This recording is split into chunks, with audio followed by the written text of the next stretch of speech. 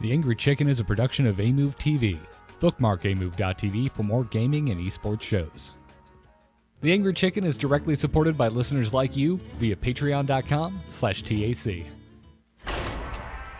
Everyone, get in here!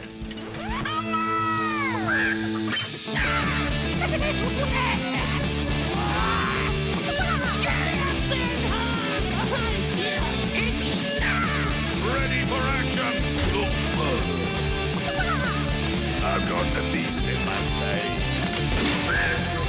A podcast about Hearthstone, Heroes of Warcraft. This is the Angry Chicken. Greetings and welcome back, everybody. I am back on a mic that doesn't suck. This is The Angry Chicken. This is episode 286 of The Angry Chicken. I'm Garrett Weinzierl. William Dills Gregory is here. Jocelyn Moffat is here. The state of Florida is here because I'm not traveling anymore. It's exciting. Very exciting. Good to have you back. Yeah. State of Florida is doing much better than the state of, the city of Austin, Texas, within the state of Texas right now, because I am unable to shower or drink water directly out of my tap. The hell? Boil warning going on. Ooh. Because it's been raining so much. Oh, that's no that good. There's silt in the water, and the plant can't keep up with it. It's really friggin' annoying. Need a super Brita or something. Well, yeah, so I use that normally anyway. I just don't like the taste of, I got used to San Francisco water, which comes out of the Hetch Hetchy. It's really good. But I didn't like the taste of Boston water when I moved here, so I use that anywhere. But I don't know if I'm supposed to be able to trust that. You're supposed to boil water for, you have to let it boil for 2 to 3 minutes. And then I don't think using a Brita is the same as a boil water advisory. Yeah, I don't think it gets all the gross out. No. But Yeah. Maybe filter it and boil it just to be safe. Sure. Yeah, I'm doing all the things. Yeah. Dude, I really hope this goes away before I have a bartending shift, though. Oh my God, that's gonna be. Oh God, the yeah, what worst. do you even do at that point? I don't know. I don't know what restaurants are doing. They're probably just buying a ton of bottled water and using that. I don't know. It sucks. Your ice maker too, man. That's just Yeah, the pits. exactly. What do? You can't becomes make the old drink. West Dills. You go in, you order a whiskey. You just drink it There you straight go, out of the yeah, bottle. whiskey. You know what's Yeah. safe? You know what's safe when water isn't? Pure We alcohol. can trust the whiskey. Yeah. If our friendly preamble is any indication, it's a little quiet on the Hearthstone news front, as I would kind of expect it to be, because BlizzCon is, oh God, what is it? Not even 2 weeks away? It's like a week and a half away. So, yeah, Friday is a Whoa. week away. Yeah. So it's right around the corner. They're not going to say much. The Hallow's End event is here. We're going to talk quite a bit about Dual Class Arena today. But before we even get into news, I just was curious what everyone's BlizzCon's thoughts were. I know you talked about it a little bit with Mike Morheim leaving while I was gone. By the way, I just listened to that episode. Great job. I enjoyed that show. It was fun to listen to. But I'm just curious, because there's always that divide, right? So the question is, what would you like to see? What do you think we'll see? Well, I think in terms of what we're actually going to see, I think everyone knows there's a what's next panel for Hearthstone. So obviously we're going to see the next expansion. And this is the expansion that was teased as expansion 3 when Year of the Raven was announced. So this looks like it's probably going to be something along the lines of totemy, shamany, troll stuff, for lack of a better guess. Yeah, I also get a little bit of a Murloc vibe. I don't know why from that. Murlocs have tribes too, so maybe it's like the Murloc expansion. Mm-hmm. I don't know if I want a Murloc expansion. I think it could be fun as long as they don't just push everything to be aggro. Yeah. But the problem with tribal stuff is it tends to just turn into aggro because, how do you late game tribal things? It's a little bit difficult. Even in things like Magic, I was playing the singleton format and I was doing a Merfolk deck. Essentially, you play some Merfolk and then the Merfolk buff the other Merfolk and you just have a bunch of dudes on the board, right? I would love to see something where the power level is not necessarily just in the other existing cheap minions get bigger, but that maybe make spells more powerful or something like that. Could be interesting. I think I'm of the mind that yes, we will get an expansion, but we will get something else. I don't think we're just getting expansion 0 else. I don't think it's going to be some huge game-changing game mode or something like that, but I do think we will get some other fun announcement. It just seems like the game is kind of in a place right now where we just need a little bit of a jolt in some fashion. And that could be even as simple as we've turned the cards upside down in spectator mode or something like that. Like anything. Some improvement, however small. Yeah, some quality of life. Like a new mode, but something quality of life. Fair enough. I think that will happen. I think Mike Danae should come out and take a page out of Jalen Brack's book and just come out and be like, you don't want tournament mode. That's you think you do, but you don't. You don't want it. But I'd like to just avoid talk. They shouldn't even say the word tournament ever. That word should never be uttered out of their mouth while they're there, unless they're literally telling us that we're now putting this team on it and working on it. Other than that, just avoid it. Don't even bring it up. If someone asks about it, be like, "Yeah, we already said it." Yeah, we discussed that. We're not using the T word. Yeah. Get out. How did you even make it into the question queue? Does anyone feel like that? Like overall, like every Blizzard team is kind of having to walk on eggshells right now. Like I feel like if you're going out to announce anything Diablo related that isn't a new Diablo game, I feel bad for you. The Diablo team actually had to put out a post to say they're not doing that. That's what I'm getting at. Your expectations are here, guys. Bring them down here. And that's the first time I've ever really seen Blizzard do that. I think it was a smart move on the Diablo team's part because Diablo had been featured in the imagery for BlizzCon, and the Diablo area is right by the main stage. So it looked like it was going to be the flagship thing, and everyone was freaking out. And Blizzard was like, "Oh no, what have we done?" They're expecting Diablo 4, and we have a new hero for them. Yeah, it feels to be like the two games, obviously StarCraft is just what it is now at this point, right? StarCraft is the only game that doesn't have a what's next panel on the first day. Theirs is middle of the day what's on next? Day 2. More of the same. The same thing is what's next. Hey guys, I heard you like StarCraft. You're still gonna love it. I heard you like Carbot sprays. We've got more of those. Overwatch are doing okay, right? I mean, No, I don't think although actually, I you know what? I'm just gonna say I don't know. I don't really keep up with Overwatch. I mean, at this point, Overwatch, but I think it's just the league. That's the thing, right? I guess the league hasn't really been hugely successful. It had good numbers when it was there, but I think people maybe expected a little more. That might be the only thing where it was kind of moderately successful, but even then they are expanding to new locations, right? Which was always what the Overwatch League was supposed to be, was this international thing. So now they're kind of expanding to new countries, and that's a good move for them. So I feel like they're in a pretty good place. I think the ones that are walking on eggshells right now, and I don't know, Garrett, you can speak to this better than I can in terms of Heroes. I feel like Heroes is in a good place from an arm's length perspective, but I'm not up on the news every week. But I think that the WoW team, the Hearthstone team, and the Diablo team are definitely all kind of guys, calm down. I'm in the same boat. Yeah, Heroes, it could go either way for me. I think Heroes all the games, honestly, it kind of comes down to your personal preference. I'm having a great time with Heroes right now. I think it's in a really good place, but there's a lot of folks that are still, I think, rightfully worried about Hero League. With Hearthstone, I mean, we've talked about it ad nauseum on this show. Everyone gets why there's concerns about that game, whether you agree with it or not. And then World of Warcraft, there's a vocal. World of Warcraft is going nuts right now. It's people just hate this new expansion. And to me, I haven't played a lot of it, so I don't fully understand what the real problems are. But I do get that, it feels like they kept systems that weren't good and added new systems in that also weren't good. And it's it's a mixed bag. For me, Warcraft is the one where I'm like, well, what I like from WoW, they got right. So I'm having a good time. Sure. But I also agree with the criticisms. Anyway, that's just my thought coming in. And mostly it was spurred by that Diablo walk back message that went out being bring your hype down to the float. Just get it down. We're going to have cool things. We are going to announce things, but it's not Diablo 4. And they basically said they confirmed, didn't confirm that they're like working on Diablo 4, but it's nowhere ready to be actually announced because they're like, if you're Yeah, like looking it's for not a bad that, idea. if you're looking for Diablo 4, good things come to those who wait, but you're gonna have to wait more than a week and a half.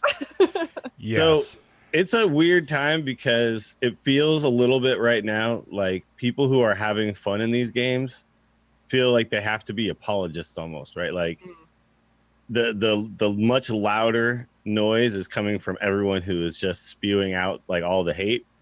And I've seen people tweet like, I'm sorry, I'm having fun in WoW. Am I wrong? And I hate that feeling that happens sometimes. I've heard other people talk about it where it's like if you love something, you feel on the defense about it, right? Where, and the people who are on the attack, they're just it's a feeding frenzy, right? Like they just love it. They love being in this position where they're on the attack and they feel so right about how they feel about everything. And I'm like, man, it sucks when you feel like to like something makes you feel bad, right? I don't know. Like it's annoying to me that that's how kind of nerd culture gets sometimes about things like gaming, like comic books, like movies. I was thinking, comic book movies is exactly what popped into my head there. Oh yeah, no, this kind of stuff is all the time. Yeah. It's like, you didn't make it the way I wanted you to make it, therefore it's terrible. And if anybody likes it, they're stupid. It's like, but we're in that weird time right now with like almost all the Blizzard games, and it's a little bit. And I hope that BlizzCon is the, just group hug that it always is, because it would really suck if it like feels like a sour event because the games are all being like kind of in these spots. To me, that's one of the greatest joys of BlizzCon is you go, you're just surrounded by a bunch of people who also love the stuff that you love so much, just like you do, right? And yeah, just I don't know. It's weird. It's awkward. It's an awkward time. Yeah. I don't know. It for me more than any year. This is a year where I'm just like, oh man, everyone feels like they're a little on guard more than usual. I just kind of wanted to bring that up, and also like for the sake of this show, being like, hey, it's not just Hearthstone. It's not the only place this conversation is being had. Just within Blizzard itself, this conversation is being had.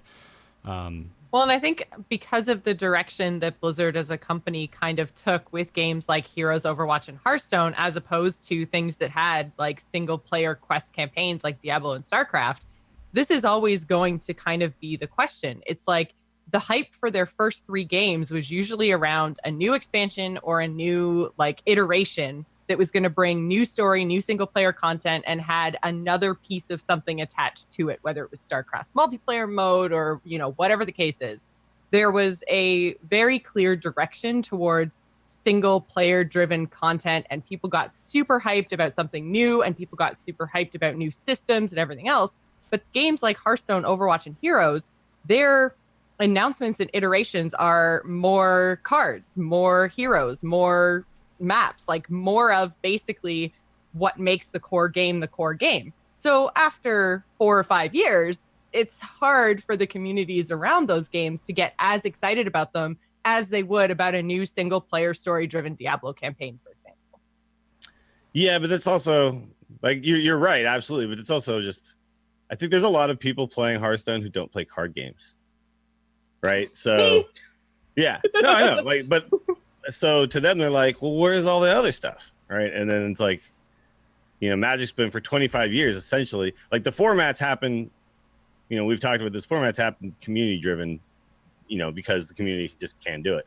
Yeah. But essentially, what Wizards has been putting out for 25 years is 3 new sets of cards. I think the one thing that they've got going for them that Hearthstone probably needs to rediscover, because it's okay to just put out cards. Like Garrett, you have said that is the bare minimum. It's okay to do that bare minimum as long as what Magic does is there's like a new mechanic every single time that's like super game changing and interesting and different. And sometimes you're like, how do they keep coming up with them? 25 years later, Ascend? What? Like, and Hearthstone is like, it seems a little slow on it. They're like, oh, Discover, that worked. All right, we'll just do that every time now. Yeah, and that's my my realistic hope is that I hope we get a new keyword that sticks, that they actually really cool. that they actually like push. They really push forward and include a lot of it in the expansion, because mechs in Boomsday, it was like, yeah, okay, cool, I guess. Yet there's not enough of them. There's just not, even if it was successful, there's not that many max or magnetic effects in the game. They always seem so trepidatious in their implementation of new mechanics. I love Discover. This is not a takedown of Discover. I just want to see something new that works and sticks, and I want them to actually up the amount of cards that either have that new mechanic or interact with it in a meaningful way. Yeah, like when they put out Inspire, it was like we got halfway there, and it was a mechanic that felt like that should be powerful, and yet it never was, right? And it's happened a bunch of times where it's like, yeah, you get almost enough cards to make it really good, but not quite enough. Like even a thing like Mentor in Magic the Gathering, which for people who, I don't want to like speak over people's heads if you don't play. Basically what it means is if you're attacking with a minion and another minion, you then get to buff the minion with lower attack. Like the higher attack minion is like teaching the lower attack minion and making it stronger. And when you look at that, you say that doesn't seem very good, to be quite honest. And yet they've put in enough Mentor cards and given them the right kind of stats to actually make it somewhat viable. It's not like super powerful, but you can build Mentor decks, and especially in like limited, it's actually pretty good. There are tons of games I've lost to my opponent mentored a 1/1 into like a 3/3, and I'm like, damn it. So it's like as long as you just give the tools, if you give us these keywords and then don't give us the tools, then yeah, they fall flat on their face every single time. So I hope. Then it seems like when those mechanics do fall flat on their face, it seems like they then move away from those mechanics. They just give up. Yeah. They give up. Yeah. Like Discover, they stuck with because Discover was a useful mechanic across all classes. And the way that they implemented it made it really powerful and fun in a lot of cases. And they leaned into it over many expansions past its original, I guess, was it Angora when Discover first came in? Mm-hmm. So I feel like they supported Discover in a way that they didn't support things like Inspire and Joust and probably Magnetic after Boomsday is gone. Like if they'd just given us more tools within that same standard year of the expansion, then maybe those mechanics could have stuck around and made the game more interesting overall. But instead it's like, they're just gone now because we tried it and it failed. It's like, but you tried it without support and it failed. How about we try it with support and see how it does? Sure. And I do see, though, that like they want them to, because Magic does work this way, that essentially that keyword is part of that set. It doesn't necessarily always come back. Sometimes they do come back, but generally they're identified with that set of cards, right? Sorry, it was League of Explorers when Discover. Oh, okay, there you go. It wasn't Ungoro, but still, like there were lots of Discovers in Ungoro, which made me think that's where it started. Sure. Yeah, that was Evolve, wasn't it? Wasn't Evolve was League or was Ungoro? And where's any more Evolve cards? Where's Joust? There were not a lot of Joust cards that worked, but there were at least a couple, and it's like, okay, I could see you making more, but I don't. They're not making. I guess that we got like a spell Joust at one point, but. Like it's pretty rare. I mean, Joust wasn't that great anyway, to be honest. So I'm okay with that. It was just the first thing that popped in my head that was like, well, there were like 2 cards that we played. Like we saw you. I mean, actually, might have just been. Was it Alec? Was Alec the only one we played regularly? But I think Alec was the only one that really saw play. Yeah. Never mind. Maybe I'm over. And that was there's the mage thing that where you reveal the spells in the deck and the big spell mage uses, and if it's the Raven, then you get to draw that spell. Yeah, the Raven. But it doesn't have the keyword. Yeah. Oh my God, it's clearly rusty. Adapt, not evolve. Save your emails, everybody. I'm sure we've already gotten 3 about the first misspeaking, and I'm sure 5 about the second. But and Alec was only really played because we were playing Yogg. Right? Like it was only really played in that Yogg deck, wasn't it? Where it was just like, this is how I draw my Yogg. Remember that? The Yogg Hunter. Yeah. No, I feel like Mid-Range Hunter was just running Alec for quite a while. Just like non-Yogg mid-range Maybe. Hunter. I mean, it's a 3/2 beast at its worst, but I don't think they ran it that often. It was mostly. Well, that's kind of the thing. You were running it mostly for some other card in your deck, but really as a hunter, you were running it because it was a 3/2 beast, so it could still be good. Sure. A lot of the other Joust cards didn't have that well, in this deck, it's good even if I lose the joust. Like there were some things that were just like, that card is horrible if I lose. Mm-hmm. But the 3/2 beast is decent. So Yeah. Sure. Well, final thought on BlizzCon. Band hasn't been announced yet. Who the hell do we think the band will be? what if they don't do one? Damn. A lot of people don't go to see the bands. Well, Yeah, I never go. I've never been. I mean, a lot of people do, though, as well. Yeah. And Sure. for those of us that don't go, it's like, oh, sweet, super short lines for the demo stations. Yep. Yeah. So it's not a bad thing. I never see bands I don't want to go watch as a bad thing. Like, I'm just like, okay, cool. There's plenty of other things that BlizzCon to do, and sweet. It's like fireworks at Disney. Neither of you live where there's a Disney park that you can go to on the regular, but me, a regular attendee of the great Disney World here in Florida, every time fireworks are up, it's like, all right, time to hit the popular rides because everyone's staring at the sky with their mouth open. That's bands at BlizzCon if I'm not into them, but who knows? Like for me, I was really excited about Blink and Foo Fighters. That was a big thing. Had to go see that. There was no way I was gonna miss that. So, Have they done Muse already? I don't think they have they? They have done Muse. I thought they did, right? Yeah. Okay. Yeah, that was 3 years ago. All right. Well, then it's Nickelback's turn. Oh my god. Oh. I'm glad the Canadian was the first to groan. But learn this photograph. That was a real good Chad Kroger there. That's so terrible. I Yeah, hate Muse it. was last year. That's right. Yeah, I Was Muse last year? Oh. Yeah. It all blends together at a Wait, certain was it point. not Weird Al last year? It was 2 years. I don't years know. ago? Yeah. Okay. There was definitely a Weird Al year because I that was there where for I the said, Weird Al year. I don't like Weird Al, and it was like the end of Oh, my. man, Weird Al is great. This is the opposite of feeling like you have to apologize for liking something. You have to apologize for not liking something. Yeah. Saying you don't like Weird Al on anything vaguely internet related is a dangerous thing. So I commend your bravery. I commend your bravery. I mean, I can see you like not enjoying listening to him, but how can you not like he's just a likable guy? Just in Well, general. okay, I mean, I have no feelings on him as a person. I Yeah. don't know him, so. I just want to touch his hair. That's all I want to do. And I liked him in that Weezer Africa video recently. That was fun. That was fun. Okay. Oh yeah, that was fun. Yeah. Oh, Weezer. There you go. Weezer would be a good pick. I would be. I've never seen Weezer. I would love to see Weezer. But I And think, they're like kind of hot right now. aren't they because going of- out on a tour with the Pixies like right now? Isn't it starting like this week? I think so. That might not happen. Maybe. Yeah. That might not happen. What about like I feel like if you want to keep it kind of nerdy, you could do what's that band with the super fast guitar thing that everybody tries to do on Guitar Hero? Oh, Dragon Force. Dragon Force. Yeah, I would be very down for some Dragon Force. Yeah, that'd be pretty sweet. But you know what I would do is I would just play a bunch of games and then come out for the final song, which is totally Through the Fire and the Flames, and then I would Yeah. be complete. And then they should just have a bunch of like the guys who are really good at it on Guitar Hero, like playing alongside them while they're actually playing it live.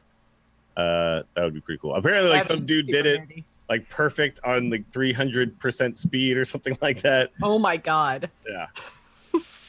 My fingers hurt and My pinky just started bleeding just listening to you say that I get sentence. carpal tunnel just like watching those guys do those videos. You know, I think they should get a friend of the show, Jonathan Vigil, and the Ghost Inside to rock the faces off of everybody at BlizzCon. That's what they should do.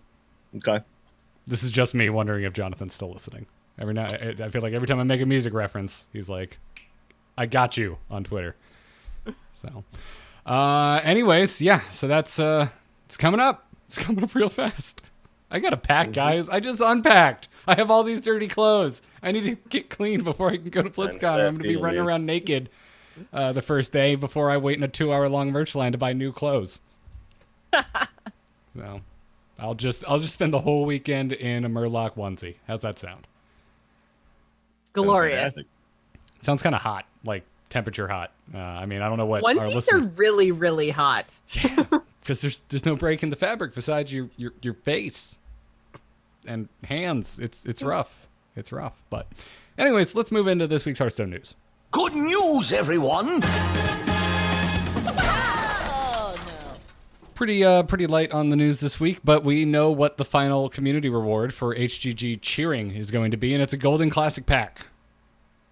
Which, if they reach a certain number of total bits. They're gonna reach it.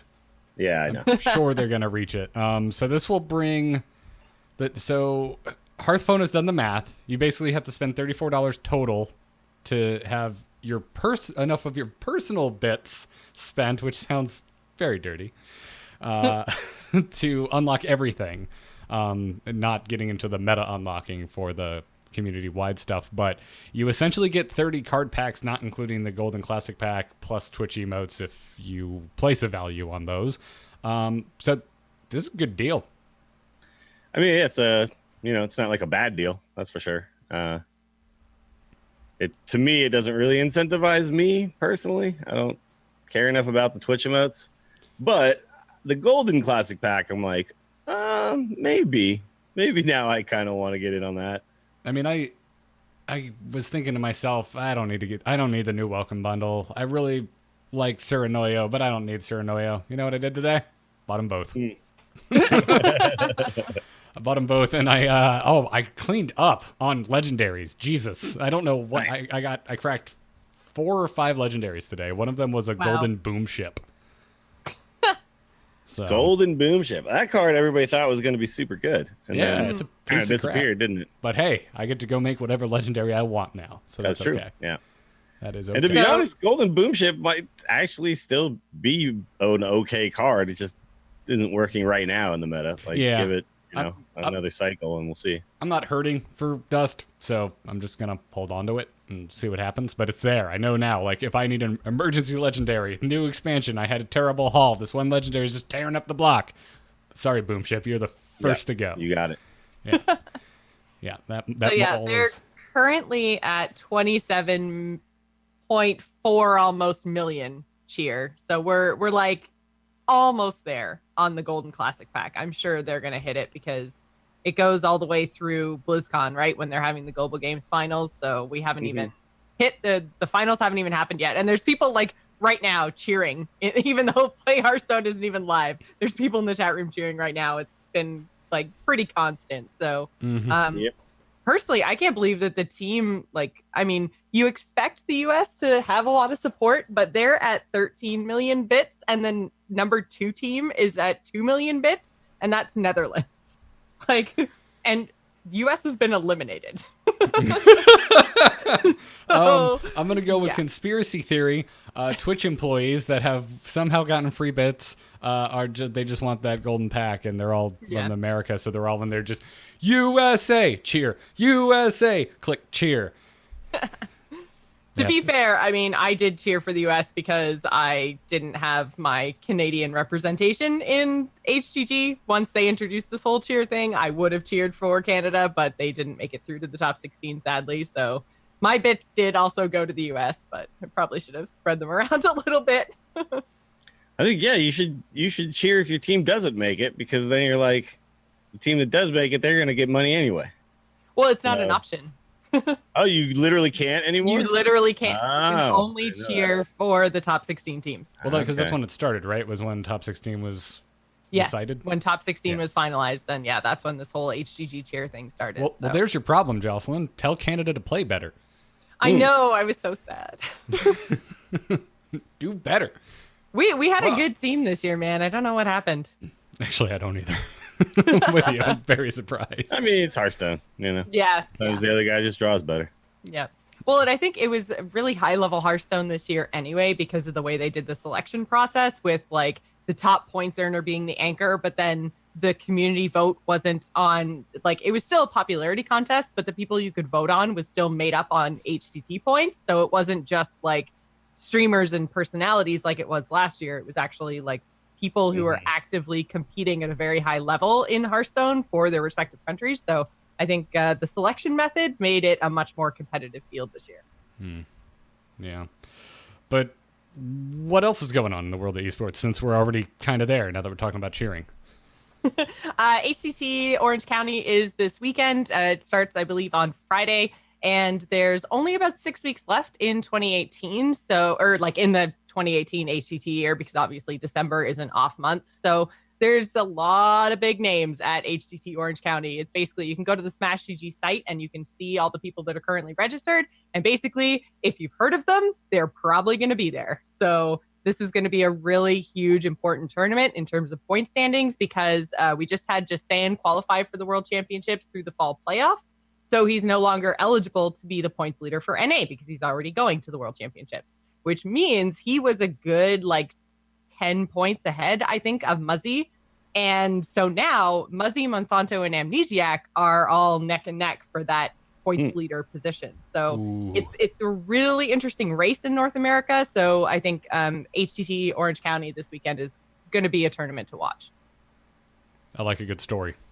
Mm-hmm.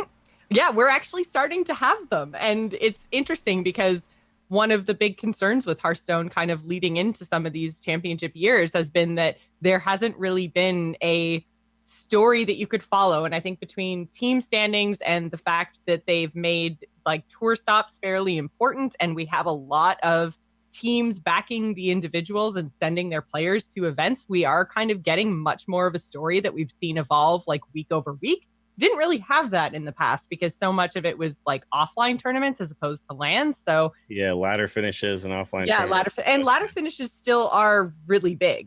Most players get the majority of their points from ladder finishes, but I think the kind of here and there top 16, top 8 finishes at a lot of these local events are the things that are making the differences between these players, because Muzzy at 42 versus Amnesiac at 40, there's 2 points difference there. That's tour stop placements, Mm-hmm. So I feel like this year has been quite successful from that kind of a storytelling standpoint when it comes to Hearthstone esports, even if we're seeing a little bit of lower viewership numbers. It's still been steady. And I think the people that are interested in Hearthstone esports are consistent and they're always there and they're seeing these stories. And I think that overall is better for the scene than potential esports fatigue when it comes to Hearthstone. I felt like the last HCT, I mean, it was the fall championship, but I felt like it still had really strong viewership numbers.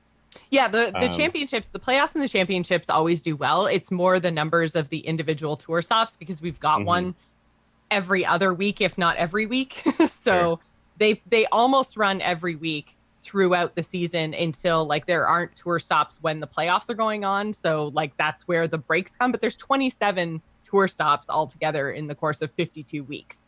Plus, you've got three playoff weeks plus a finals. So you've got 4 weeks. So 12 weeks is taken up with playoff stuff. And then 27 weeks is taken up with tour stops. That's a lot of Hearthstone tournaments. Sure. So yeah, the playoffs, I still see them have really solid numbers, but some of the tour stops, the viewership is a little bit lower, but still fairly consistent and still fairly strong, somewhere in and around the 15 to 20K mark, which is decent for something that happens almost every week. Yeah, I mean, I would expect the tour stops to have lower viewership, and the fact that there's still a consistent number there, I think speaks volumes about the hardcore Hearthstone esport fans. Reminds me a bit of Heroes in a way, and that it's not the biggest game, not by far, but its fan base is ravenous. Yep. So do you guys think after, because we're almost at the end, we're coming up on the end of this HCT year, do you guys feel like having local tour stops, did it change your interest in Hearthstone esports? Do you think it was successful? Do you think that that'll be part of the BlizzCon announcements, is that they're either keeping or changing the existing HCT system? I mean, for me, tour stops is kind of a non-issue. I thought Hearthstone had too many events to watch last year. Or I think it has too many events to watch this year. Whether it's tour stops or not is kind of irrelevant in my mind. And I don't know. I feel like we've talked enough about how ladder feeding into esports is kind of majorly flawed, and I'm surprised we're still stuck with this system in the first place. That's where my focus is are we still going to spend another year with ladder feeding into the HCT the way it does? Yeah, I feel like I just want to get rid of the ladder period and just have, like we talked about the previous shows, the if you reach number one at some point during the season, then you qualify for some tournament at the end of the month that, and it's not just, hey, are you able to travel to Orange County? Well, congratulations. There's points up for grabs, Yeah. That's kind of the two biggest problems, I think, is the insane travel requirement. Because, some of the players have been going to, every single event, all the ones over in Asia, all the ones in Europe, all the ones in North America, no matter where you live, that is a huge amount of money, and that is a huge amount of jet lag.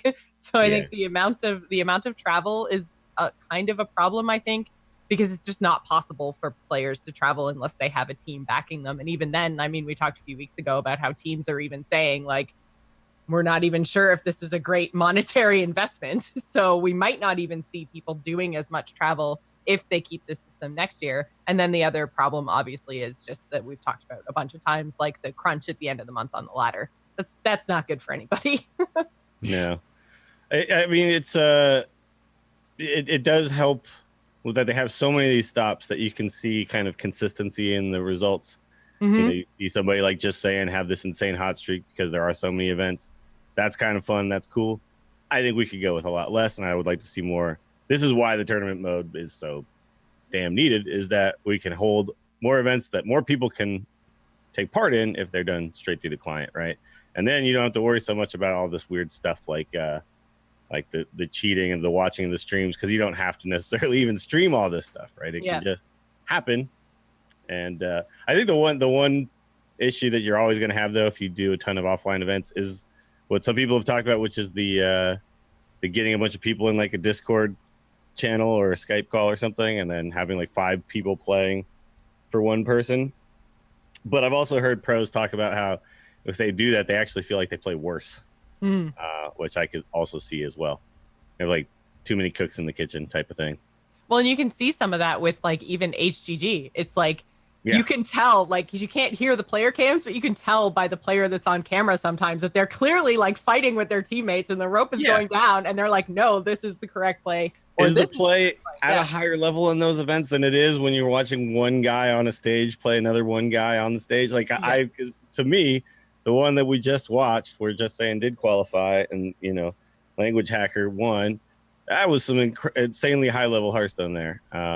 These players don't miss something because there's not 2 other guys behind them trying to tell them what to do. To me, it's that's not much of a concern either. But I think you are right. It's if this is the schedule that we have year after year after year, oh man, the fatigue will be real. We'll see very short Hearthstone careers.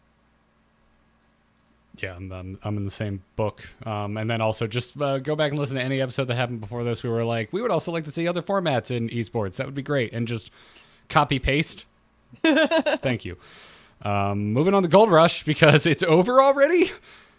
Yes, it is over. So if you guys hadn't heard, there was a partnership. It was the whole Twitch Rivals thing, which we've seen them do before, but it's a partnership between Twitch and Smash GG, and they had $25,000 in prizes that was split up between the top 3 finishers. And they expected it to last 2 weeks over the course of the Hallow's End event, but the participants finished it in 5 days. So it's over now. But the entirety of the run had to be streamed, so it was a big event on Twitch, and it was really cool to watch. I did watch. I was watching Jackie play some, and who else was I watching? Educated Collins. I did actually watch some of his stream too, and it was really fun to watch. Basically, what they had to do is they had to start a brand new Hearthstone account, and it was a race to who could accumulate 5,000 gold first. And you weren't allowed to do any real money purchases, only playing in Constructed an Arena with no Challenge a Friend quests. And so, we ended up with our top 3 players are done. So it was Yaldaboth. I'm sorry if I'm getting that wrong. And then Educated Collins came second, and then Asmo came third. And I wanted to throw out some honorable mentions, too, because Brigison, Jackie, D-Soro, and Rise Kicks accumulated over 4,000 gold. I'm totally probably brutalizing some names there. Sorry. I would go Ryu Zakix. Yeah, there you go. I want to pronounce that one. So it was a really fun event to watch, especially I love that they timed it with the dual class arena thing, because I really enjoy dual class arena. So watching people who actually know what they're doing in arena do dual class arena in order to accumulate gold as fast as possible was really, really cool. Did you guys get to watch any of this? I watched some. I will say some of what I saw was also not super cool because I saw Hafu and Amaz basically both rage quit Hearthstone based on this event. Oh, really? I yeah. did not watch either one of their streams. So Well, what happened? Essentially, the idea was that they just were not having fun and they were feeling like they were forced to do this grind to try to do this contest. And they weren't having fun and they weren't doing very well. And it was just, I don't know, it was like that feeling of, I think they were both just feeling like they were bashing their heads against the wall and it wasn't getting them anywhere. And, obviously not doing well in a contest where you feel like you're a good player and you should be doing well is very frustrating. So I think there's a little bit of that going on. But I think there were some pretty high expectations of them specifically because I think that they were also named as people who kind of helped advise on the creation of the event. So I think that there was a lot of pressure on them. Plus, as they're known as arena players. Sure. Yeah. I think though too, it's silly for them to me to hold themselves to insanely high standards about something like this, which is just hard. And you're going to have to get a little bit lucky along the way. You're going to have to play well, but you're also going to have to get good options. You're going to have to be given decent picks, and it's a short amount of time. And you're going to have to grind 5,000 gold. You only are getting through arena means you have to be out, averaging way more than 7 wins per run, and you have to do a bunch of runs because even if you get 9 wins or whatever, right? You get back 350 gold or something, right? So you netted 200 gold over. Yeah, because then you have to, since you can't do any real money purchases, that also includes arena runs. So you have to spend 150 gold to do the next run, which means every single time you're spending that 150 gold back in. Yeah. So it's no matter what, it's going to be a slog, and that means that these guys played a crap ton of arena runs. And you could play constructed, but arena is just the most efficient way. Yeah, there's no way you're going to be. There's no way you're going to get there. Yeah, no, that would just be silly. Yeah. Yeah. So I don't know. I love these kind of events. It's so hard to. Also, it really does disqualify anybody who's not just a full-time streamer or Hearthstone player, right? There's just no way anybody can compete if you can't just play every single day. Well, yeah. I'd love to see stuff more like you get 1 run a day, and then we take the average of, you know what I mean? That kind of thing would have been kind of cool too. Yeah, I don't necessarily begrudge that because it's whatever. It's like saying that HCT events that require you to have X amount of points isn't open to everyone. Kind of it's whatever. Sure. If this was closed, we wouldn't be having this. I'm not saying don't have these. I'm just saying it would be cool if there was events out there that didn't require also just grind, right? Like I'm saying, if you limited it to 1 run a day and then you just saw at the end of the entire event who had the highest average win total with 1 run per day, right? Because then anybody could enter that and have a shot. But I don't say that should replace this. That's what I mean. This kind of thing could also happen. I wish there was more events organized that were the non-grindy kind, because there are a lot of people out there who love Hearthstone, but man, they got jobs and families and stuff, Right. And it'd be cool to throw them a bone sometimes. We got the taco, but outside of that kind of stuff. Yeah, and that doesn't come with a 10K top prize. No, we're not giving you that. Yeah. Or 15 or whatever this was. This had a lot of money tied to it. But I mean, I think you're right that there's a place for many events that with different barriers to entry, and I think I like the idea of, even because the way that you could do that is saying you are allowed to submit 1 streamed arena run per day, and so you could do a 12-0 run and be good, I'm done for the day. Or you could say, oh, I got a 7-3. Can I do better than that? I'm going to keep playing. And, there's a place for then it being as much of a grind as you want it to be. And, heading for the highest average over amount of time, because that's the other thing about this event, right? They expected it to last 2 weeks. So that's basically with it finishing in 5 days. That's 9 days of Twitch viewership that Twitch now is lost out on because people finished it so quickly. Mm-hmm. So I think that this was an interesting experiment, but I imagine it will be reimagined for next time to get. I mean, because let's be realistic, what Twitch wants is the viewers, right? So Twitch doesn't want the event to finish in 5 days. They're going to figure out a way to drag it out over 2 weeks if they have a proper business model. Well, I think you might get that with something like what you suggested, Dills, of making it less of a grind. Like if you can't race to the finish, you can control how long it goes out better. Whereas for me, my Quality, brain not goes, quantity. Yeah, my brain goes, why can't we just have a real arena tournament? And I am aware that the tools do not exist in the game. That's a problem for Blizzard to solve. But it makes me want that, because what excites me about this is like, cool, something competitive involving arena. Rad. Yeah. Yeah. No, I know. The idea is just so awesome because it's something that the game doesn't offer on its own, right? Yeah. So really like the overall thing here is that we clearly as a community want these types of things. We want to see big fun events. We just also want we want to have the support in the game to put these on without having it to, because it allows you more freedom within the format that you can offer, right? Yeah, exactly. But instead they have to make up something that works in the game. Right. So here's hoping. That's what I hope to hear. I don't need to see something announced that's coming out in a week. I just want to hear something at BlizzCon be like, hey, we're working on other modes. It's coming. Much like Diablo. It's not coming in 3 weeks. But I will say this though, thank you to Frodan for, being the guy who's still out there pushing and doing cool stuff like this, because this is what, when the community just makes it happen on its own, that's the type of thing that pushes Blizzard to then take notice of this, right? Yeah. And say, look, they really want formats, don't they? Holy crap.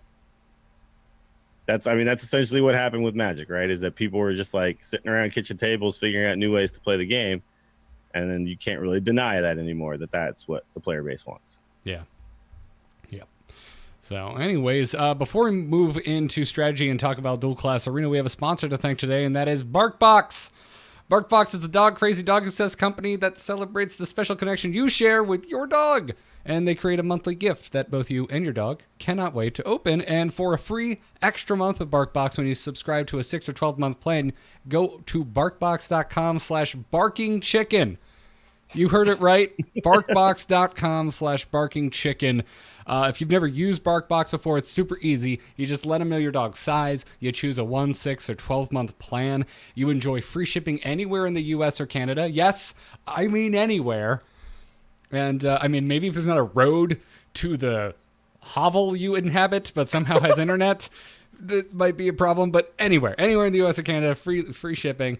Your dog may even start to love the mailman. I can't promise that, but if you're looking for peace between your mailman and your dog, BarkBox is the best place to begin. So definitely go and check them out over at barkbox.com/barkingchicken.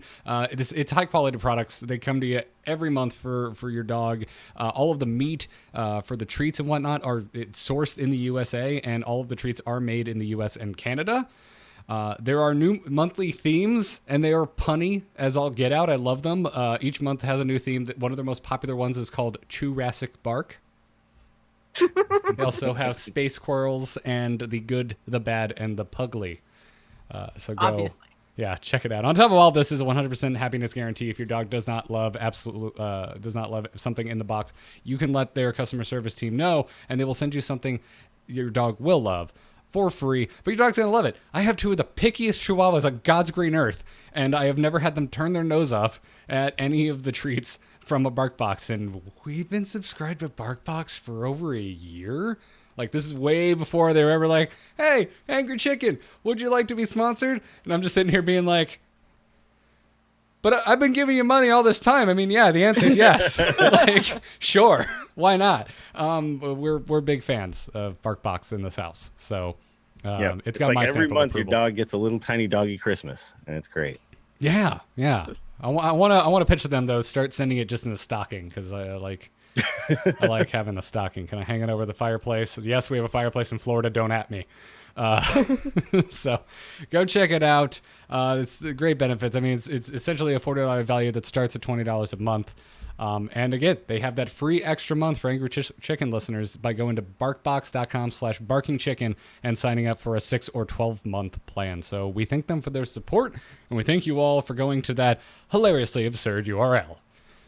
attack was taken, and I'm glad it was because it makes me think of really ridiculous URLs. So, barkbox.com/barkingchicken. All right, dual arena class strategy stuff. Dual class arena strategy stuff. There we go. Hit it very hard. Wanna blow something up?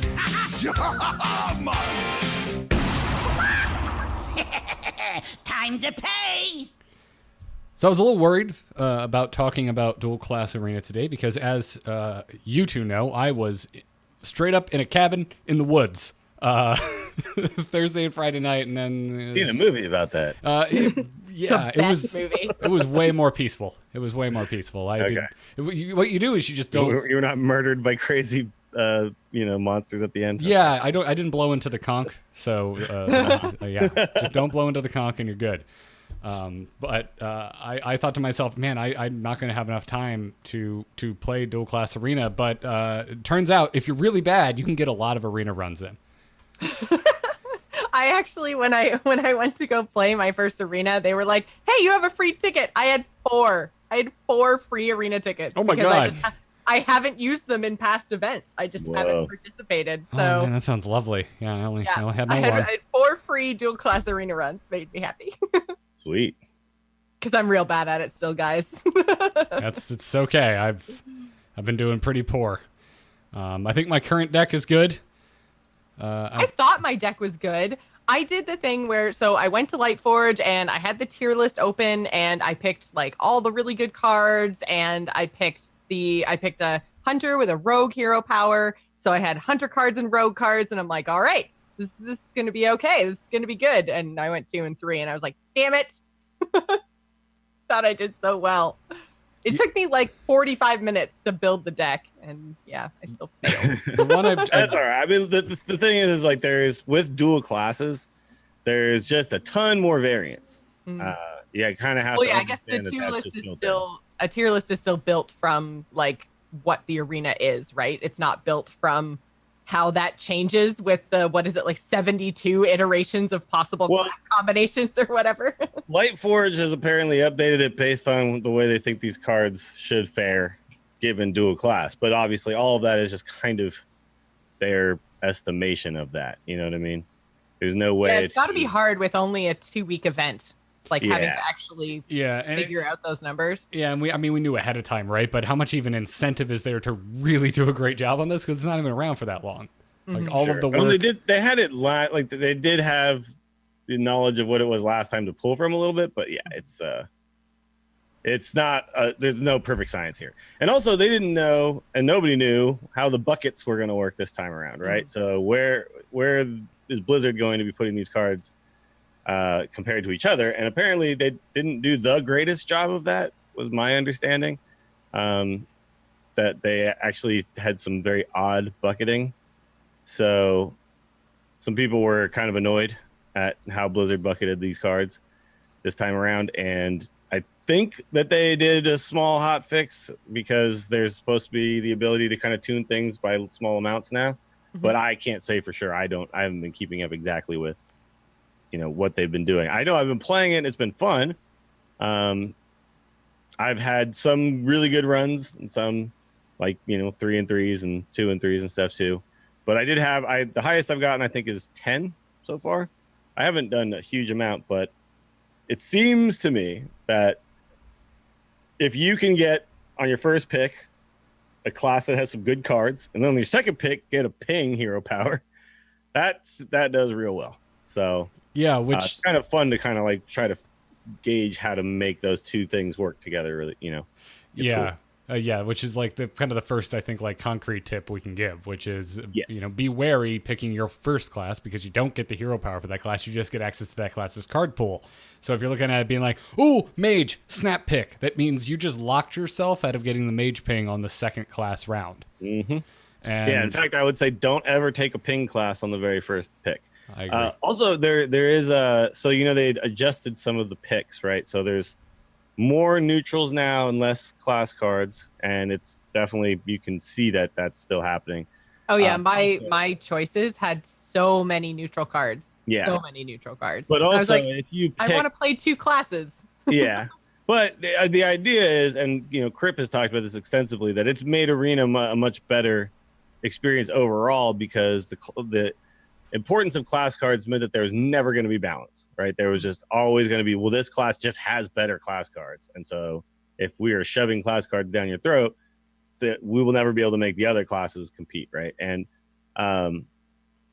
so like this change is actually pretty healthy, but one kind of cool thing is that also they bumped class cards for the lower performing classes. So if we do want a lot of class cards, pick Warrior, because Warrior tends to get offered a lot more class cards because of the fact that they are an underperforming class overall. But what's really cool is that when you can pick Warrior on your first pick, and then you don't have to have the dumb hero power that does nothing to the board at all, right? So Warrior cards without Warrior hero power is really, really freaking good. Well, that's So kind of the class same. cards, do that. That's the same thinking along the lines of picking like Priest and Shaman too, right? That don't have the greatest hero powers. Like if you pick Priest them, is a good hero power. Priest definitely don't underestimate the power of healing your minions after they've made trades. Because essentially it's like, me and Garrett were talking about this because we've been going back and forth a little bit on the Slack channel. But the article that is this linked in here? Are we citing it anywhere? I didn't put a link, okay. But I can. So there was an article that we had linked to each other. That was just kind of like, it was Hearthstone top decks, right? Is that the site? It was Hearthstone top so. decks. There were they two were of just them. talking about general strategy, and they were really hyping up the Warlock hero power. And I do think that the Warlock hero power is pretty good, but in Arena, the biggest thing to me in Arena is the board. It just is the board is the most important thing. And in a lot of ways, you can take the Priest hero power and essentially turn it into a card. Because if you get one extra trade with a minion, it's as if you drew and played another card almost. So, if you are using that effectively throughout the game, you don't have to play as many of your minions out onto the board and expose them to like AoEs and board clears, and you get more value out of them. And it's almost like you didn't have to pay 2 life and 2 mana to find another card because you just got more value out of that card that existed on the board, right? Yeah, it's a really interesting way to think about it. It's almost I feel like the trap most players of any card game run into with healing early on. You're just like, oh, healing's good. And in a constructed environment, it usually isn't. It usually just means you're losing slower. But because of the way health works in Hearthstone and the slower play style of Arena, suddenly there's value to be found in the Priest hero power. Well, and the other thing too is, like in Constructed, there's not a lot of Priest decks that are built around their hero power in Constructed, right? Like a lot of it is built around what the Priest cards can do. Mm-hmm. But in Arena, the Priest hero power is just so effective at making all of your trades just so much better than the other guy. And this is why like Warrior's hero power just sucks, because it just doesn't ever do anything to the board unless you literally draw, or unless you draft like shield slams and stuff like that. You're never reckless flurries. Like you're never going to be able to utilize that armor gain. But because of the fact that you could just heal all of your minions, and like you said, it's a slower type game. There's more big minions being played. Like especially right now, I feel like Arena used to be all about like early tempo, like playing a 1 into 2 into a 3 drop meant that you were just ahead. It feels to me like now what it has kind of evolved into is not, I need to be ahead by turn 2. It's like turn 3 is where you need to start dropping stuff, but there's a lot more like 5, 6, 7, 8 drops that are just, you just want to have a decent amount of big cards, and being able to heal those guys to get 3 trades out of them instead of 2 or 1. That just makes such a difference, right? And because you're playing bigger cards, you're playing 1 card a turn, not 2, 3 cards a turn, where card draw suddenly becomes a little less important, right? So then for your first class, which are your kind of go-to picks? I would say Warrior. Warrior is like, I think, number 1 right now, just because you just tend to get a lot of weapons, and weapons are good. I like to pick the classes that I think kind of suck, so they give you good cards, right? So I think Shaman is actually a really good one too. I think Hunter is pretty good. Amazingly, and actually I like Warlock in this pick as well, because Warlock does have some really good cards, they have like some of the best board clearing AoE type things, right? With like Defile and Hellfire and stuff. But when you have the Warlock hero power, you tend to want to draft more like a zoo style. So if you draft Warlock cards without the Warlock hero power, you can do more of a control late gamey style deck. And then you don't have to utilize this Warlock hero power, which is like, that's why you do draft that way when you get Warlock hero powers. I just want to play a lot of stuff because I can keep refilling, right? So I want lots of 1, 2, 3 drops because I just want to like keep emptying my hand and then keep refilling. So I think those just take like the non-ping classes, except for Paladin. Paladin is just bad right now. I don't know why exactly, but it is. Paladin, I took it on my like first round because I was just like, I'm just gonna do what seems fun. Like, there's nothing fun about getting your teeth kicked in that hard. It was rough. For some reason its current set of cards just isn't strong. Like Paladin kind of just needs to have some synergy, right? And it's hard to find that in Arena. So yeah, it's weird, right? Because they were hot for a while there, but it almost seems like they need the bump that Shaman and Warrior got. They need Baku or Gen. You don't get either of those in Arena, so yeah, they struggle when they can't make 2 1/1s with their hero power. You know, not nearly as good. So yeah, I just try to stay away from the ping classes on the first go around. Then on the second one, look for a ping. And I think the strongest ping is the rogue one because you get 2 pings for 1. Mage comes in second, and then Druid after that. Druid Mage probably would have been my pick, but yeah, but 2 and 1 is just so much better. Like, yeah, the health. I understand the health thing, but the one huge advantage Mage has is that you can ping through taunts, but that doesn't come out. It doesn't happen as often as you think it might. Most of the time, you need that ping for the taunt anyway, just to like get through that thing. I will say this: the Druid has just some really freaking good cards. So if you get that on the first pick, don't avoid it 100% because it is a ping class. Like, if you could get like say Druid on your first pick and Rogue on your second, oh my god, Druid cards with Rogue hero power, that's a good combination right there. Yeah, I'm with you. So the only other thing I haven't heard mentioned is the Hunter hero power, which I feel is underrated. Maybe again though, it doesn't affect the board. So unless you can, and you can't guarantee that you can draft an aggro deck. So I'm aware. Yeah, I'm aware of that. But I like in a pinch, depending on what's available to you, I've in my head I've classified it as the relaxing pick. Because if I pick Hunter second, I'm just like, well, I'm gonna build the most aggressive deck I can, and at least I have a game plan for my draft going in, even if it doesn't necessarily pan out. Yeah. The problem that I have with it is just that in games where you start to lose the board, you lose the race. 2 damage a turn doesn't equal when they have 3 minions on board that are hitting you for like 5, 6, 7, 8 damage a turn, right? I'm with you. I'm mostly pitting it against, I think, the Warlock hero power. I think the Warlock hero power is overrated in this format. It's good. It's just it's not like the end all be all. Like to me, like I said, the board is the most important thing in Arena. So the ability to affect it, to do something to the board with your hero power, is I think the strongest thing you can do.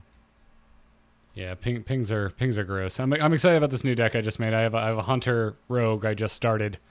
The first game was exceptionally promising. I also managed to find a Lich King in this draft. Ooh, so. Yeah, if you get a Lich King, yep. Then you're one of those jerks who has Lich King. But my first draft was against a Hunter Druid who also had Lich King, and I still managed to eke out a win on that game. And I was just like, oh my god! And then I somehow got a Ravencaller, or I think there might be one in the deck, and the Ravencaller gave me my Golden Chameleos in my collection, and I got to spy out an Ultimate Infestation, which actually changed the way I played. I'm like, shoot! If he gets to 10, I'm screwed. So I stopped controlling the board and just. Face was now the place. Man, for my legendary offering in my Hunter Rogue draft, I got Nosdormu or Tankmaster or Blood Mage Thalnos. So I went with Thalnos, but I was like, ugh. Yeah, it feels kind of gross. Yeah. I was like, oh, legendaries. Oh, Tankmaster. You're gonna hate me, Jocelyn. I feel this is all of our card pack openings coming home to roost. So I picked Lich King. He was up against a Ysera. Like I was just like, whoo, Ooh, I can't remember what the third legendary was because it was terrible. But yeah, Arena's crazy, and I need to play more of it.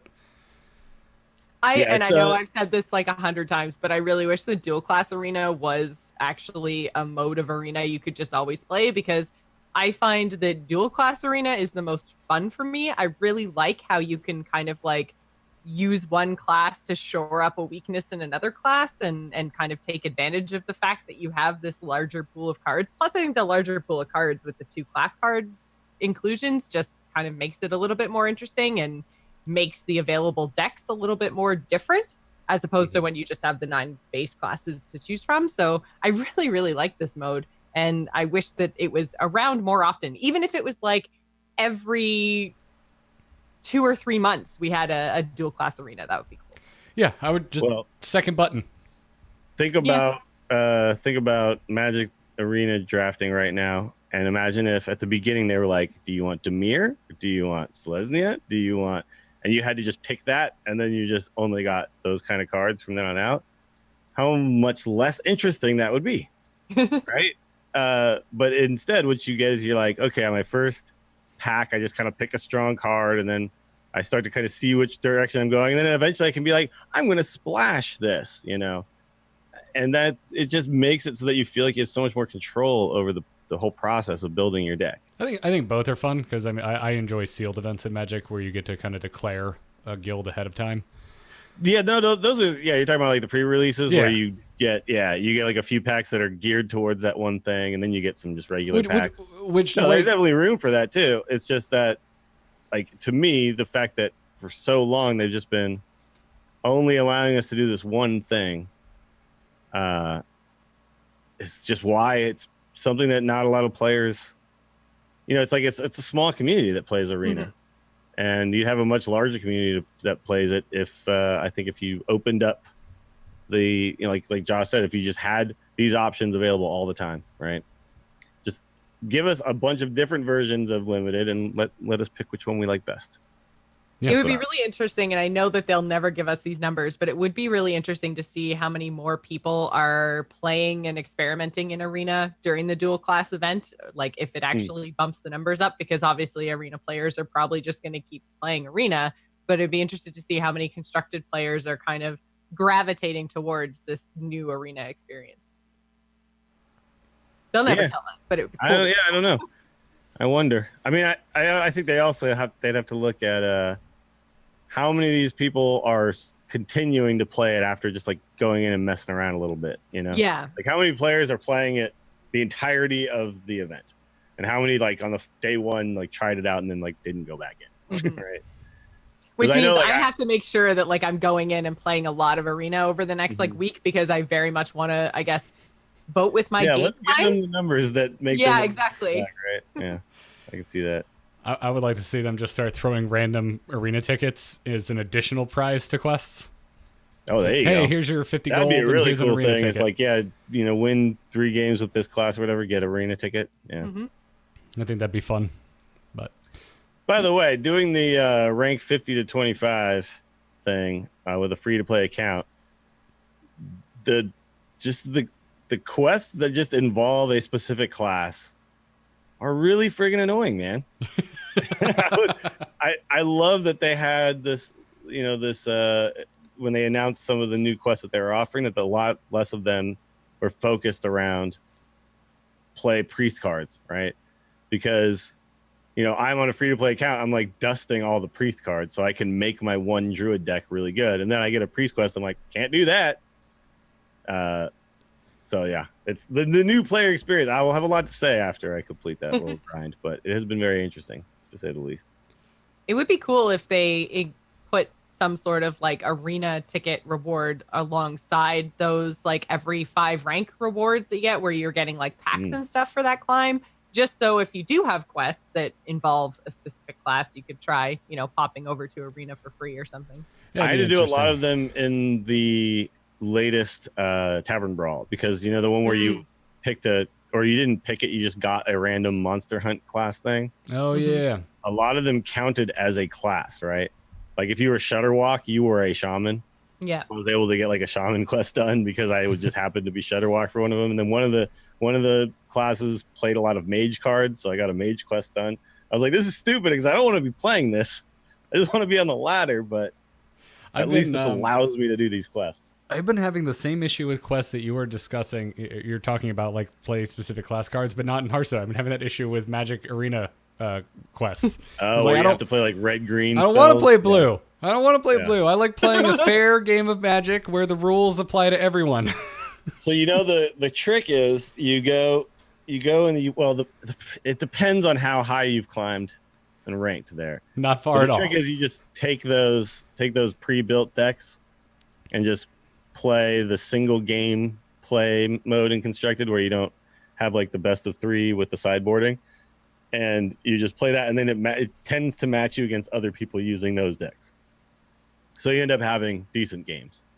Yeah. Because, well, and I was just gifted 2 Planeswalker decks by a friend of the show. I'm not sure if I'm supposed to be saying that this person was just handing out codes, but you know who you are, and thank you. Oh my God, it has greatly increased my enjoyment of Constructed Magic right now. Oh yeah. There's some good decks you can build for fairly cheap. It's just in Magic you still need 4 mythic rares and 4 rares and what, like anytime you get one of those, like you need 4 goblin chain whirlers to play a mono aggro red deck. So I'm not to the point where I understood what you just said, but yeah, I've checked out for the last 3 minutes. It's a really good card. It's a 3/3 that whirlwinds the board when it lands for 3 mana, and then it also has first strike. It's a good card. Ooh. You need 3 of them. All right, now I 4 of those. understand. Now I understand what you're saying. Yeah, that's really good. But I'm enjoying it. It's also having this weird effect where it's making me like Hearthstone more. Like if I'm crabby on Hearthstone, I take a break, I go play some Magic, I come back to Hearthstone, I'm like, all right, I'm in the zone. Magic put me in like the stop making mistakes zone. Well, here's what you do. You go play Magic until you get mana screwed, and then you're just like, open up Hearthstone, let's go. Oh my God, Hearthstone's such automatic a great game. mana. That's something I understood. I've been having the opposite problem. I've been flooding. I'm just like, oh, look at all the land and nothing to play. It's it's fair. It's better to be screwed than flooded. Definitely. I think. That's yes. There's so many jokes there. I'm going to choose to make none of them. I'm going to choose to make none of them, and I'm instead going to choose to thank our second sponsor for today's episode, Loot Gaming, which if you are unfamiliar with, I would be surprised. It's from Loot Crate. Everybody knows what Loot Crate is, but if you don't, it means you basically give yourself a birthday present. Like every month. It comes every month. It's from the largest geek and gaming subscription company. So check it out, Loot Gaming. And they've got so much stuff. So they sent. I've never had a Loot Gaming crate before. Obviously, they sponsored the show, so they sent me one. I got so much dope stuff, guys. I got one too. Did we get the same type of thing? Was it the one with did you get a Spider-Man Sonic t-shirt? Hedgehog little guy in it? Yeah. Did you get a Spider-Man t-shirt?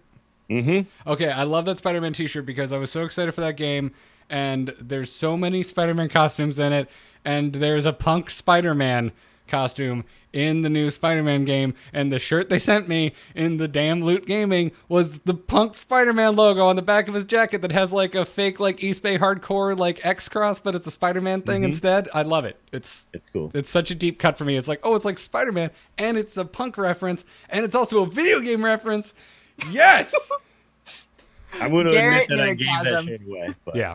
That was a very cool shirt. And then I also got like the floaty eyeball monster from Doom bottle opener, and it is now my favorite bottle opener. Oh yeah, the way you can magnet put it on your fridge, right? Yeah. Yep, it's great. Yeah, I love it. Sweet. I love it. There was some cool stuff. Plenty of other stuff in there as well. But the themes change every month. And this month's theme is Nightmare, which features Silent Hill, Soul Calibur 2, Psychonauts, and Cuphead.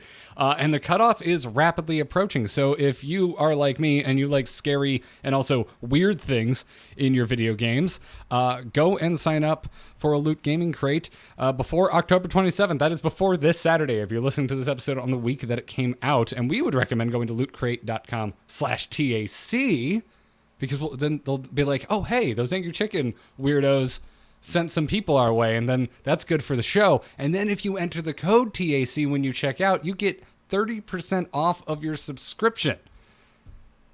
It's crazy. You get good stuff. It's rad. It's, again, like we talked about giving your dogs presents every month earlier. You can give yourself a present. Give yourself a present. There you go. Yeah, treat yourself. You can open your crate with your box. And you then can have, you and your dog can both have crates. Exactly. Yeah, it's awesome. There's a guaranteed T-shirt in every crate. They have sold over 30 million crates, and it's $60 worth of stuff for less than $29 a month. So go check them out. Again, that is lootcrate.com/TAC, and enter our code TAC at checkout to get 30% off of your subscription. We thank them for their support. We thank you for going to lootcrate.com/TAC. Now, let's take a crazy game story. Is the whole world gone crazy? You're in trouble now. You got it!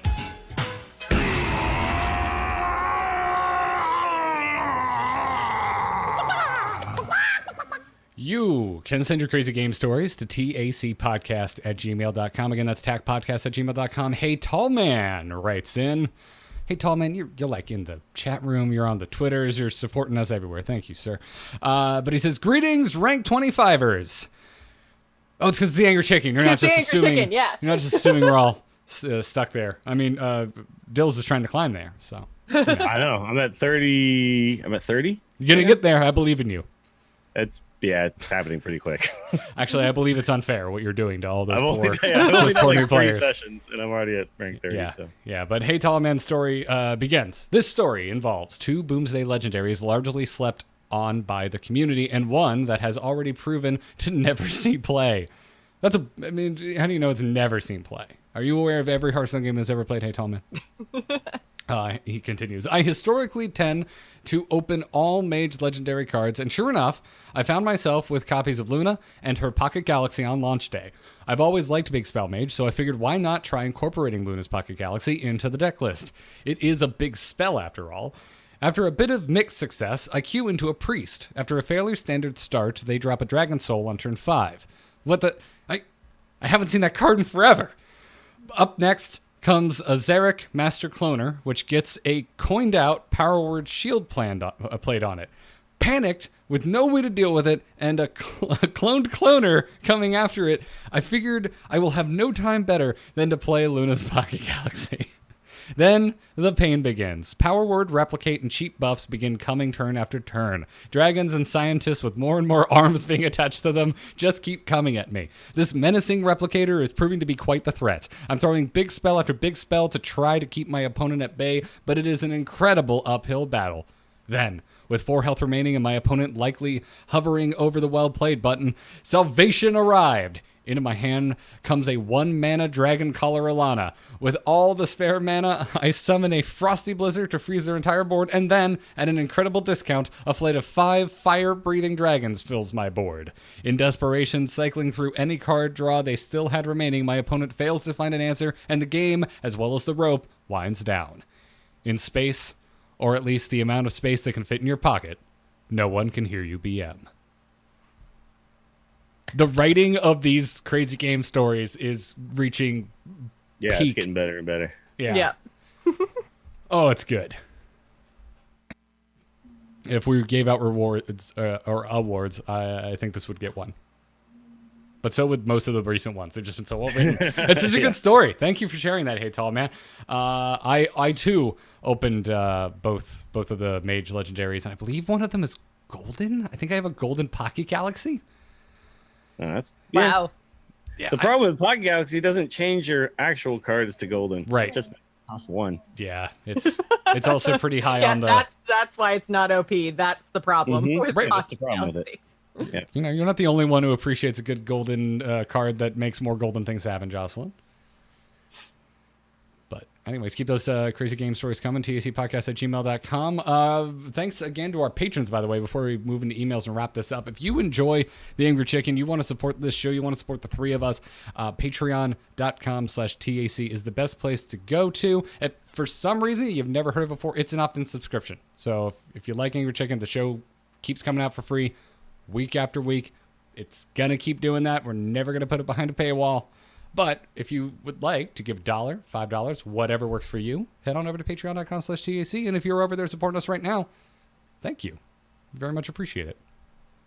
So now let's crack open the mailbag one last time and wrap the show up with an email or two.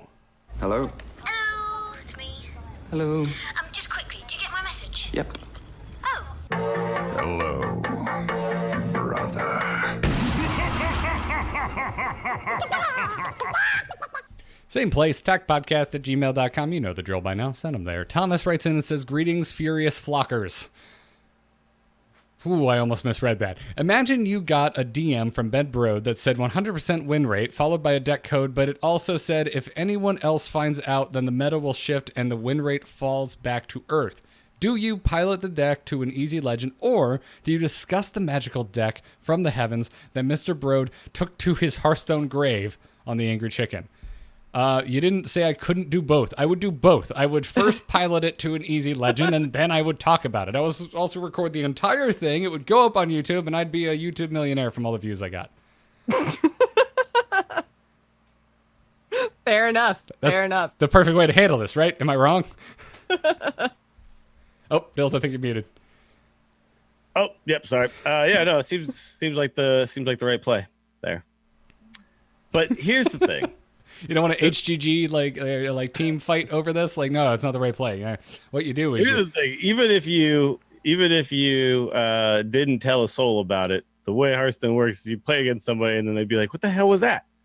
And then they would figure it out, and over time, And then it would end up on HS Replay as a trending deck, and then it would happen no matter what. Probably wouldn't even make it to TAC before it exploded. Yeah. Well, hold on. In a world where that somehow doesn't happen, sure. Yeah.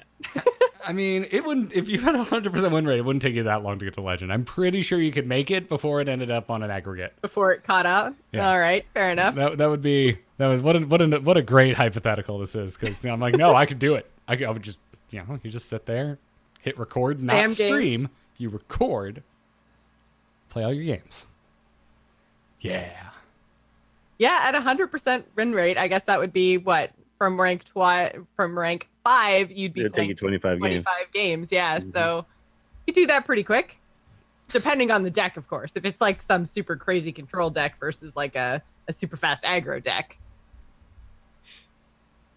Yeah. But still, that's pretty fast.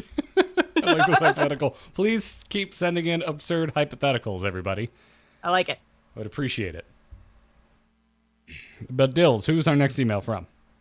The Bentrick writes in and says, "Greetings, you ill-tempered yellow bellies." Wow. Okay. I am confused. No one seems to be talking about this, and it's listed as tier 3 with like 48% win rate, but I have an 83% win rate over the last week or so with Shutterwalk Shaman. I don't feel like the matches are as rock, paper, scissors as they are with other decks right now. I really go into every game thinking I have a fair chance of winning. When searching the deck I run, the HS replay stats are close to 55%, even though the tier list has the archetype listed much lower. What gives? Is this just a case of play the deck you're comfortable with, or are people sleeping on the better lists? Am I the Shutterwalk king, like Toast with his Exodia Mage, or have I just had really good luck? You probably had some really good luck.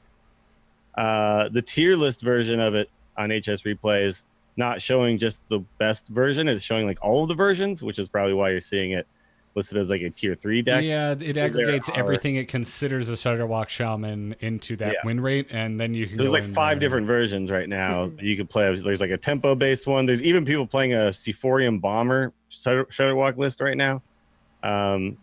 So there's all sorts of random stuff you can do with Shutterwalk.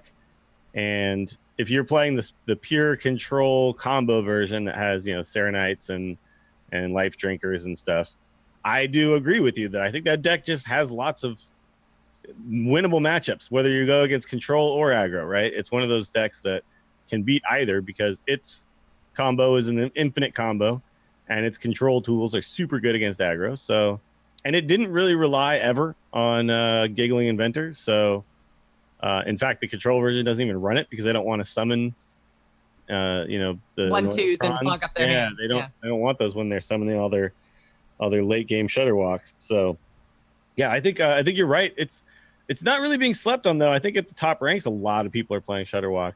It's still seeing a lot of tournament play too. Yeah, no, there was a ton of it in the fall championship, right? Mm-hmm. So it was like the third most popular. like Language Hacker was playing it, and he won the tournament.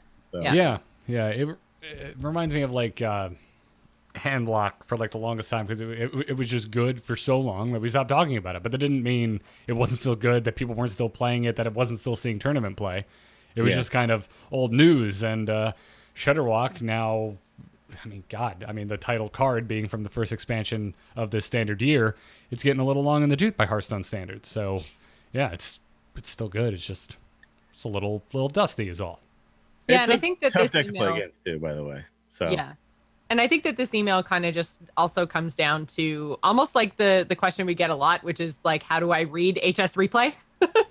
Yeah. So like just the idea of like win rates and what they actually mean. And, there's so many different filters and the tier list is an aggregate of all of their data. And again, like you said, it's very much decks they consider to be Shudderwock Shaman. So there's lots of ways to drill down into HS replay and look at the data. So, it just depends what list you're playing. And the tier list is almost like a guide. So I would never just take the most popular deck out of whatever the number one like archetype is. Like you got to drill down into that data and see where it's coming from and actually make the decisions on the decks you're going to play based on that, as opposed to just so if you're copying and pasting. So if you're looking at meta and you go down, you click on Shudderwock Shaman, it's going to give you an overview, and that's where it shows you the core cards and then popular cards that aren't necessarily in all the decks. Just go head on over to the popular decks tab, and what I usually do is sort by win rate, and so then I look at that. Obviously the top win rate's at the top, and then I move over one column to games actually played, and I look for a high win rate with a good amount of games played. So like the top and you Shudderwock. can also get an idea of what in that page, like what the changes are, because it'll show you the differences from those popular decks to whatever the most popular deck is. So you'll have a most popular build, and then you'll have like somebody added a Spellbreaker and took out a Glacial Shard or whatever the case is. Like there are examples of what the actual changes are that make it different from the most popular deck. And that's really good information too, because you can see, and you can filter by like ranks and stuff like that. And you can see what people are actually doing based on the meta at the rank that you're playing. Yeah. Also, HS Replay's a little funky right now because we just had the card changes, and a lot of the top decks are still including the cards that were nerfed. So keep that in mind as well. I think though they have you can filter by most latest patch filter, which means you won't. You have to be on, but then it'll be way less games played. Right, exactly, and also you have to go to I think you specifically have to go to the decks page. You can't sort the same exact way on every site. Right. You can't sort the tier list by most recent patch. I will say though there are a couple weird things. So some of the odd paladins are still running like Blood Knights, which you still could run a Blood Knight even without the prominence of Giggling Inventor, but it's going to be a lot less valuable than it once was. So there's stuff like that going on, but the Gigglings have been taken out of pretty much all the decks I've looked at. So I think it's fairly accurate now. One thing I do like to do though is, like you said, you look at the win rate and then you look for one that's got a lot of games played. If you find one that's a high win rate, but let's say it's got 1,000 games played, like 1,000 games is still a pretty decent amount of games that's been recorded. And I kind of prefer to stay away from the popular build because that's going to be the one that everyone's going to assume you're playing, right? So if you can play one that's slightly different, you can catch people off guard a little bit, right? So I guess if you look at most popular right now, you're going to see, Res Priest. Okay, so now I'm playing the exact list card for card that when someone notices that I'm playing Res Priest, they're going to go, all right, HS Repo, let me see what he's got. But if I'm like, I took this out and I put in this, then you can sometimes win a game that you wouldn't have just because the surprise factor is good. Mm-hmm. Yeah, I'm with you. Usually 1,000 games is like my cutoff. If you're still in the hundreds, I'm just like, if it's like 200 games, who knows? I'm gonna look at a different. I'm gonna look at a different list. So, but hopefully that helps you out there, Bentrick. And also, don't discount your own skill. Like, you might just be really good with it. I always talk about how every time I'm fed up, I go back to Odd Paladin because I'm usually pretty close to a 70% win rate. I'm just bored to hell playing the deck.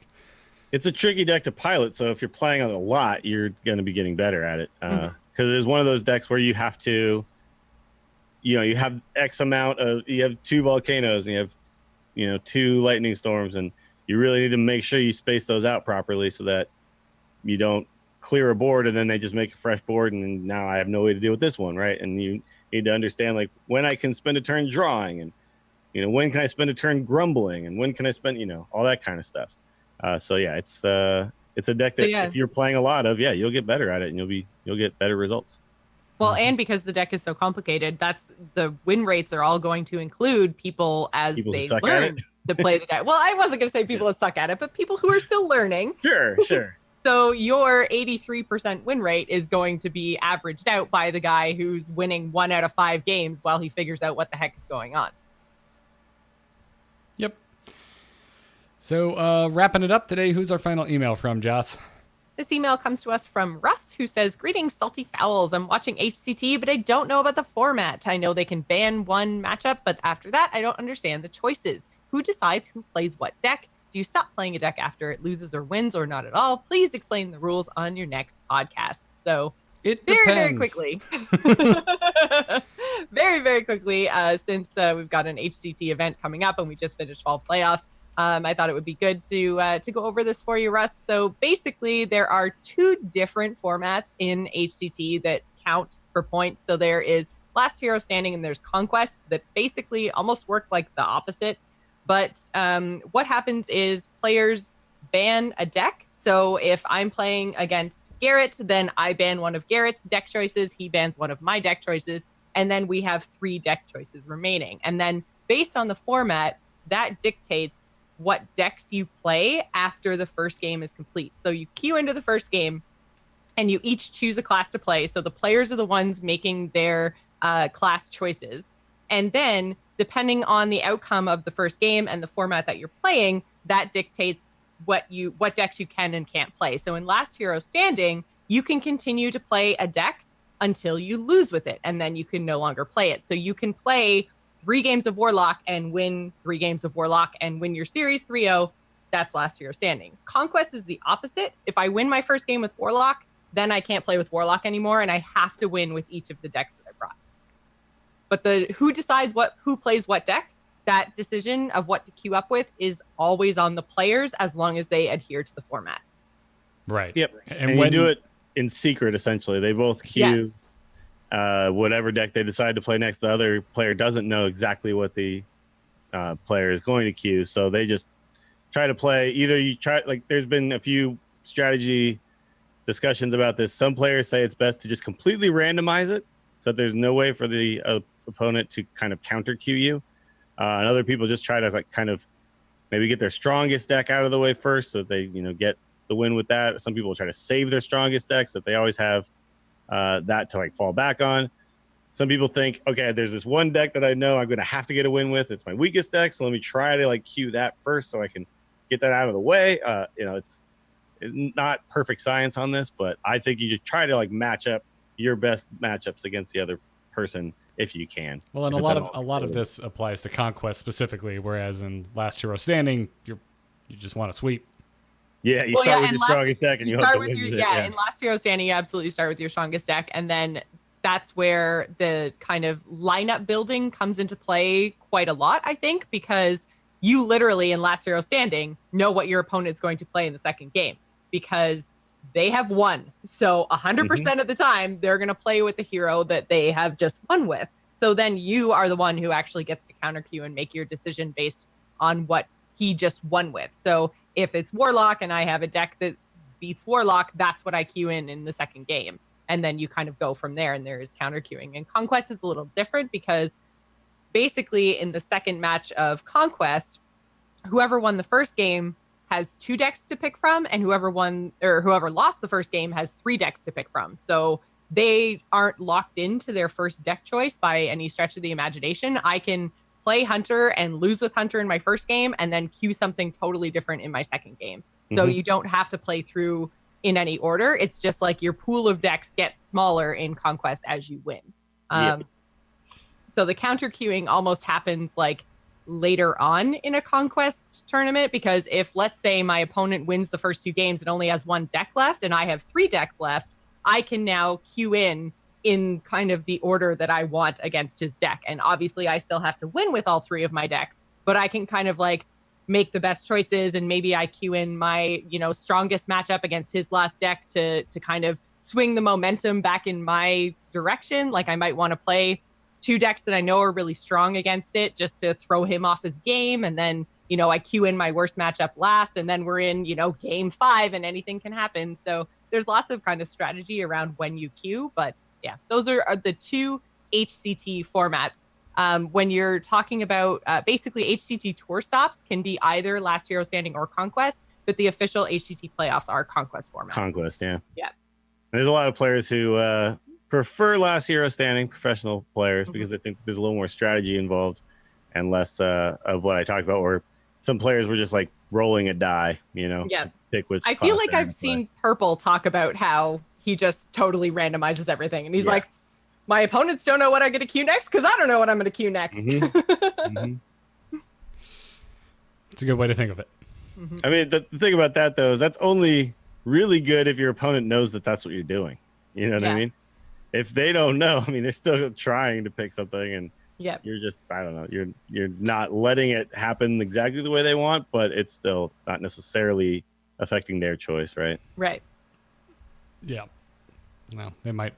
Either way, there's a chance they get lucky and end up counter queuing you. So, anyways, keep those emails coming. tacpodcast@gmail.com. Thank you, everybody, for your emails and your stories today. That's going to wrap it up for episode 286. Thanks again to our patrons for supporting us over at patreon.com/TAC. If you like the show, you want to support us, go ahead and sign up to be a patron. I'd also like to remind our patrons that if you haven't in a while, go and check your payment information. There's quite a lot that are out of date at the moment. And whether you're supporting us or another Patreon page, make sure it's up to date. All sorts of things can change that. I've been through 2 debit cards this year already because people keep stealing my stuff. So, I just went through that too with my credit card. People were, all of a sudden, somebody was ordering stuff from DoorDash like over and over and over again. And I was like, what the hell is happening? Yeah. What is DoorDash? It's like food delivery app. It's like an Uber Eats, Grubhub. You can like order from any restaurant, and then someone goes and picks it up and brings it to you. Yeah, but like they were putting in like $100 orders. 3 or 4 of them happened within like 20 minutes. That's a lot of food. Were they catering a wedding? I was thinking, like, how do you make money this way? Like, I think you can maybe complain and then get credit returned to you. I have no idea. It was very strange. Deal back on your card, which they still. I'm so confused. I know. Maybe they were like really thoughtful criminals, and they're like, "I'm going to order all this food, and I'm going to complain," and he gets the money back that I used to order all this food. I mean, I don't know. It's so weird. Anyway, it was super weird. It was super check weird. up on your payment info, everybody. We very much appreciate it. Huge thanks to our Patreon producers, Declan H, Sean C, and LVE. We've got some swag for the Angry Chicken. You can go to etch.amove.tv and get custom etched glassware. So if you want an Angry Chicken mug or pint glass or something of that nature, check that out. If you'd like an Angry Chicken t-shirt, those are available at shirts.amove.tv. You can get jobs done and blazoned across your chest on a shirt. If you want to get that tattooed, that is on you. You can catch us live Tuesday nights at 4 p.m. Eastern Time on twitch.tv/amovetv, and youtube.com/amovetv is where you can find the whole damn back catalog of episodes, as well as the website of amove.tv. But around the table, before we go, Dills, where can everybody find you?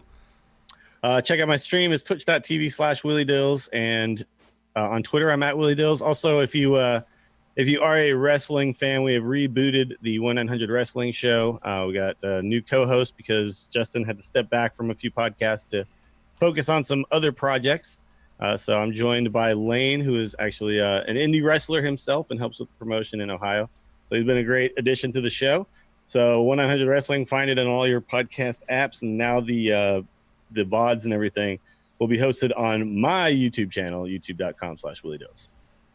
Very cool. Very cool. Jocelyn, what about you? You can find me on Twitter and Twitch. I'm at Joss Plays. That's JOCE Plays. And as always, for the month of October and November, I'm going to be talking about Extra Life. We do a charity stream every year that benefits the Children's Miracle Network of Hospitals. So this is our 7th year running with the Gamers and Crew. If you guys are interested in supporting us, you can go to bit.ly/TGI Extra Life 2018. We're going to be doing streams this Saturday, October 27th, as well as November 10th and December 8th. So please do go and check it out. I'm Garrett Art on Twitter. I will probably insert a pre-read at the top of the show because I totally forgot to mention our meetup at BlizzCon. Because we're basically there. We should probably let people know about this. We are returning to the bowling alley. We will be getting together at the Bowlmore Anaheim Bowling Alley. This is the one that is basically inside the Anaheim Garden Walk Mall. It's in walking distance of the Anaheim Convention Center. And it has become the A-Move / Frog Pants and now / HS Replay meetup. Chan Man and HS Replay crew are going to be there as well, hanging out. And we're doing it on Friday. Thursday's just too busy now. There's too many parties. Jocelyn and I are both going to be at Con Before the Storm doing Hearthstone and World of Warcraft panels, which you should go to that, by the way, Thursday night. That's always a good time. Go to conbeforethestorm.com. But if you want to come and hang out with A-Move or Frog Panthers or folks that are telling you what deck to go pilot to glory from HS Replay, come on out to the Bowlmore Anaheim the Friday night at BlizzCon at 9 p.m. local time. So that's 9 p.m. Pacific. And have a drink. Maybe bowl. Maybe play pool. Maybe do all three, but maybe not at the same time. Don't spill that drink. Don't spill that drink. So, yeah, that's going to be that. Obviously, all the shows I do are at daymove.tv. Go check those out. But that's going to wrap it up for this show. Thank you all for tuning in. And until next time, job's done. Job's done. Job's done. Yes! Woo. Thank you, Chris, in the chat room. For the magic codes, which I am now seeing you said it was totally okay to mention you by name. And for reminding me to talk about the damn meetup. Yeah, I had totally forgotten not only about the meetup, but just like the fact that I'm leaving for BlizzCon in a week. Like, Well, today's Tuesday. Tomorrow is when I leave a week from tomorrow. Yeah. Whoa. Yeah. Yeah. It's cray cray. Yeah, I'm going to be in Vegas for an entire week around that same time. Yep. Oh, boy. But anyways, that's going to wrap it up. Thanks for tuning in, everybody. Dropping the stream.